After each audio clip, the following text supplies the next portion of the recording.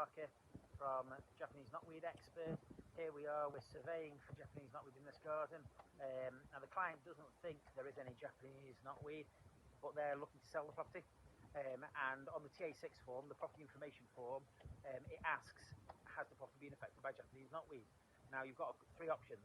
You can tick yes, obviously, if there has been Japanese knotweed, we'd recommend you doing that. But then you need to provide management plans, insurance-backed guarantees, that type of stuff. And that's exactly what you should be doing if you've had Japanese knotweed on a property. The other option is if you tick no.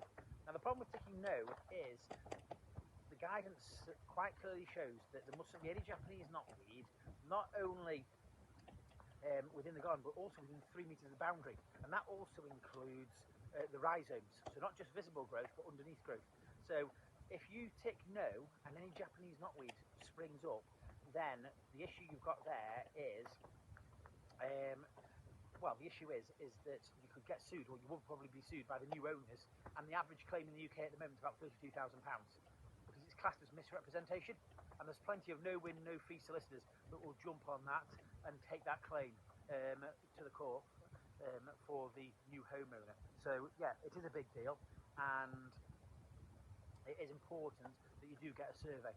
You could put I don't know, and that'd be fair enough, because then what you're doing is you're passing the liability onto the new purchaser, the purchaser of your home, and that'll be one way of doing it.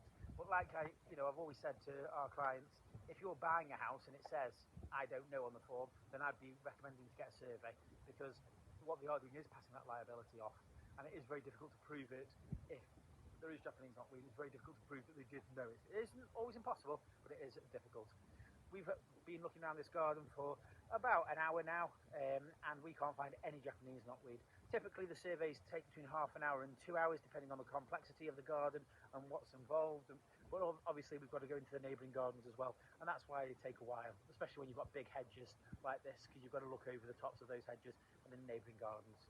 So if you are selling a house or buying a house and you want to have a survey carried out for Japanese knotweed or any other invasive weeds, then please do get in touch. Jason Harker, Japanese Knotweed Expert.